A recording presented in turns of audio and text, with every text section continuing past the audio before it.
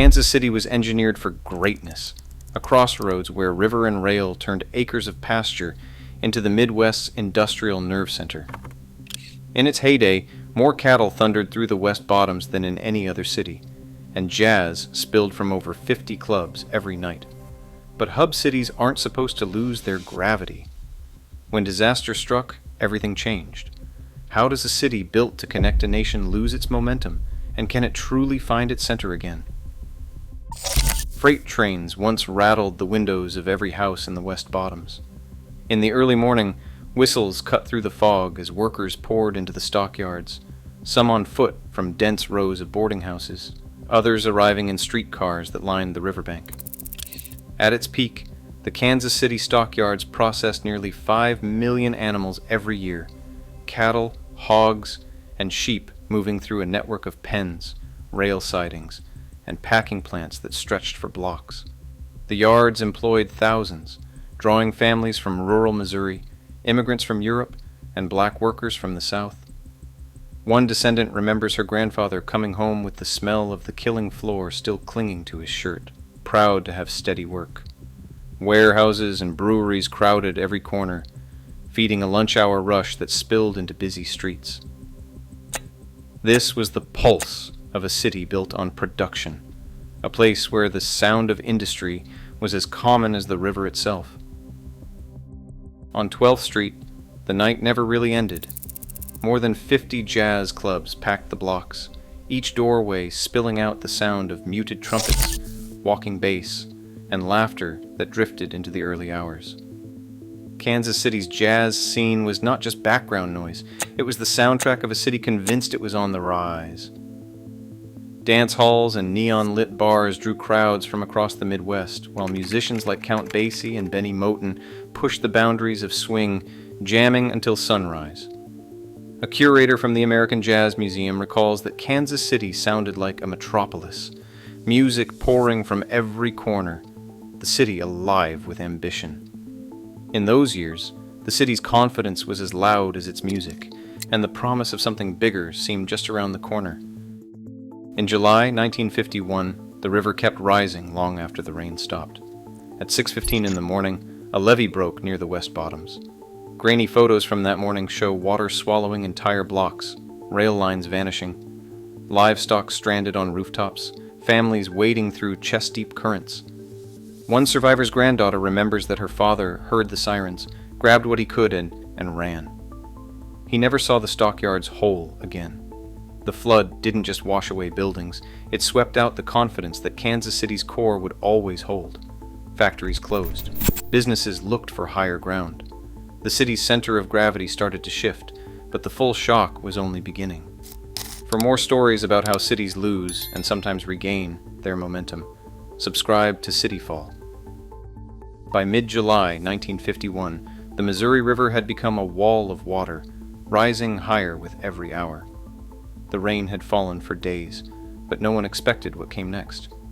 At dawn on July 13th, the river crested at over 48 feet, shattering every previous record. Sirens wailed across the West Bottoms as water breached the levees. Within minutes, streets that once echoed with the sound of freight trains and livestock vanished beneath a churning flood.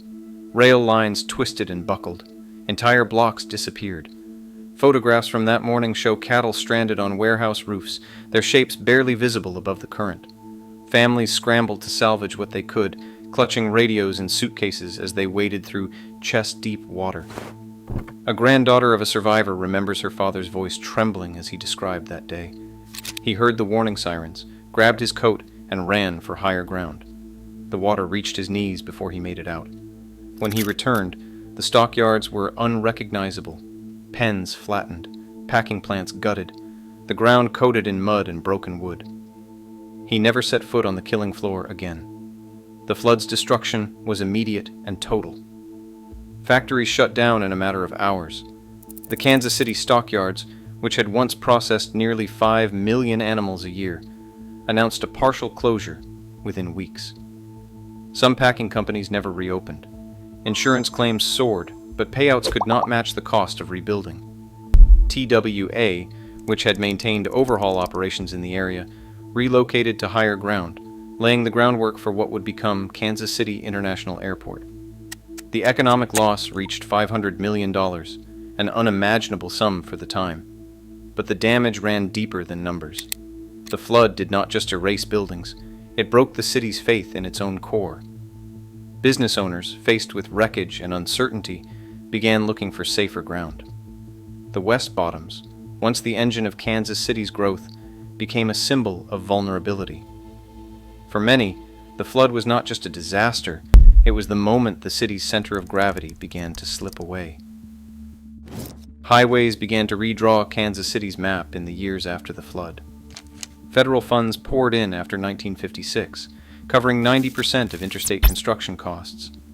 New ribbons of concrete looped around the city, connecting neighborhoods that had not existed a decade before.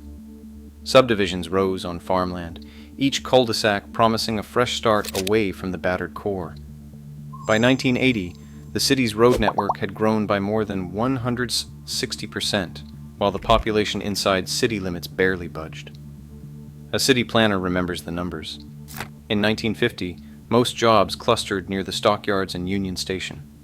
By the late 1970s, more than half the region's new employment landed outside the old downtown grid.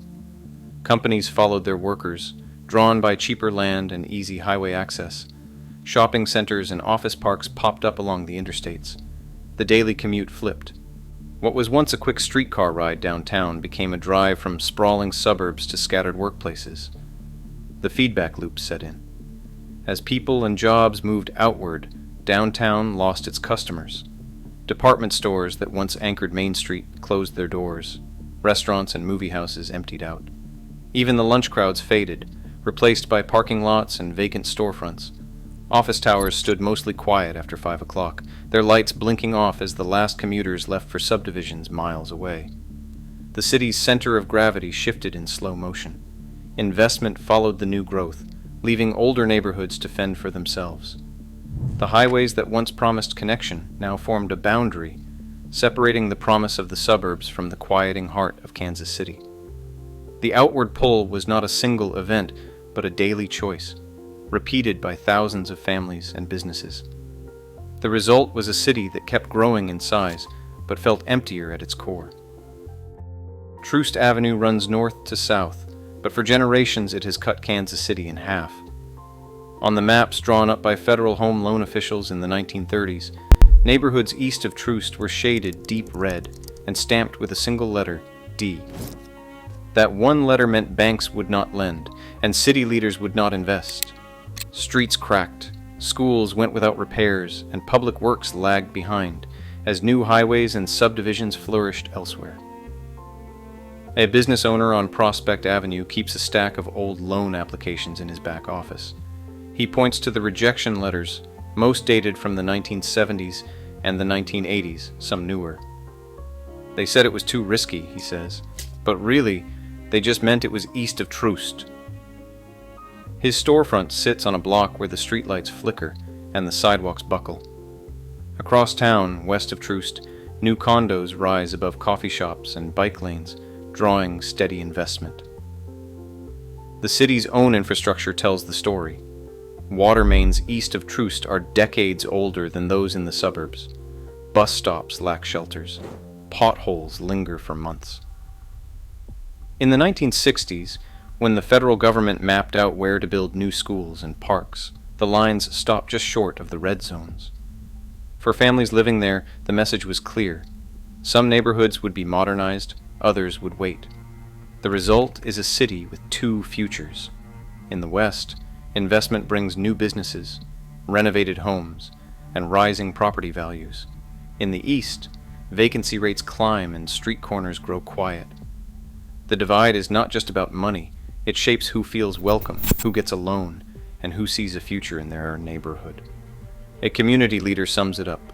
We have had to fight for every sidewalk, every streetlight, every chance. Nothing comes easy east of Troost. These lines, drawn nearly a century ago, still decide where hope takes root and where it struggles to grow. Power and Light opened its doors in 2008, but the plan behind it started years earlier. City leaders and developers mapped out how to bring life back downtown. The strategy was clear: transform a 9-block stretch into a magnet for crowds, music, and nightlife.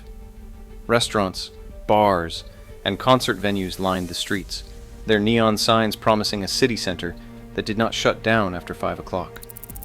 In the first year, more than 2 million people passed through the district, a number that would have seemed impossible a decade before. The crossroads, once a patchwork of empty warehouses and faded signs, became the next target. Developers saw potential in old brick buildings and wide sidewalks, betting that art galleries, breweries, and loft apartments could turn vacancy into vibrancy. More than 3,500 new housing units rose within a mile of Main Street between 2000 and 2020.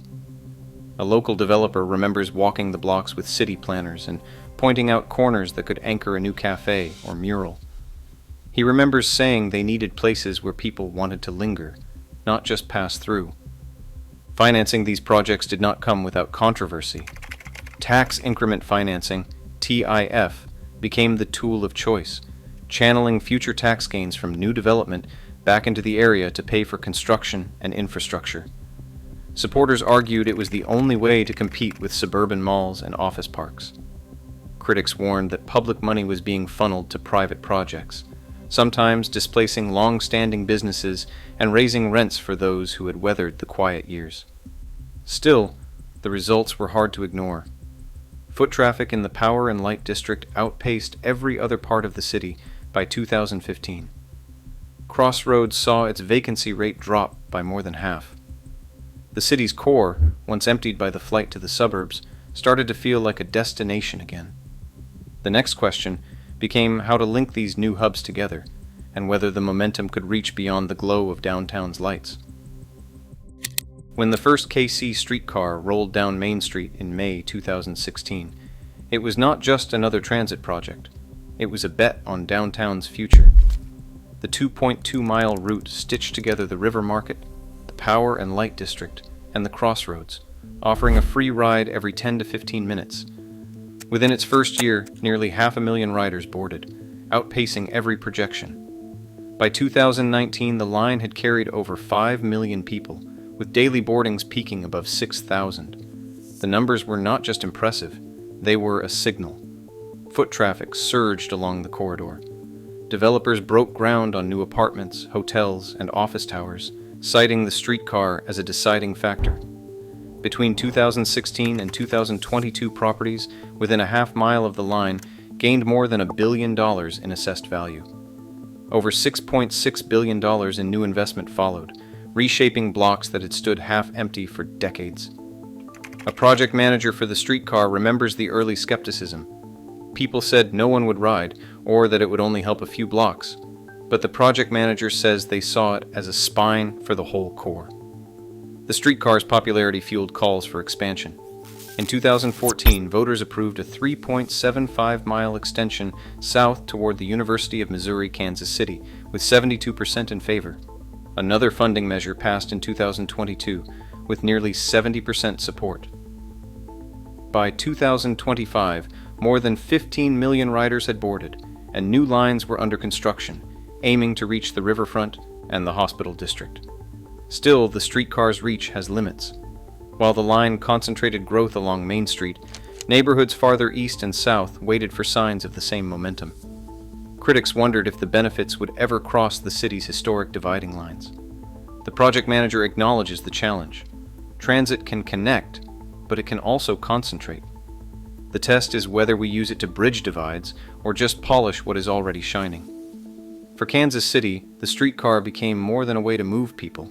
It became a hinge that could swing the city's future in more than one direction.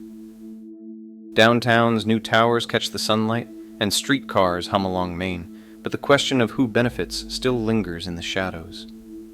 A business owner east of Troost flips through a stack of rejection letters, each one a reminder that the city's comeback has not reached every block. He says, "They build new apartments downtown, but my street still waits for a working streetlight." Across town, a resident in the Crossroads describes the change as dizzying. We have more people, more music, more life. But I look east, and it's like time stands still. A city planner who helped shape the streetcar route recalls the challenge. We wanted connection, not just concentration. But investment follows the tracks, and sometimes it stops short of the neighborhoods that need it most. The numbers back that up. Property values and new businesses cluster near the line, while corridors farther out remain quiet. A community leader sums it up. It is easy to celebrate what is visible. The real test is whether the comeback crosses the old lines. The story of Kansas City's revival is complicated. The city has learned how to spark growth in pockets, how to make corridors shine with new restaurants, busy sidewalks, and rising rents. But the deeper question remains: can a city truly come back if the benefits stop at the same old boundaries? Or does a comeback that leaves some neighborhoods behind just reinforce the divides that started this story in the first place? Kansas City stands at that crossroads, its future balanced between a citywide reset and the risk of revival that only reaches a select few. Today, Kansas City's downtown buzzes with new energy, yet nearly half its residents still live east of Troost Avenue, a line drawn by decades of uneven investment. As development surges, the core question remains: will momentum reach those long left behind, or will it deepen the divide? Cities do not just rebuild, they choose who gets rebuilt with them. What happens next will define Kansas City's center for a generation. Share your thoughts below.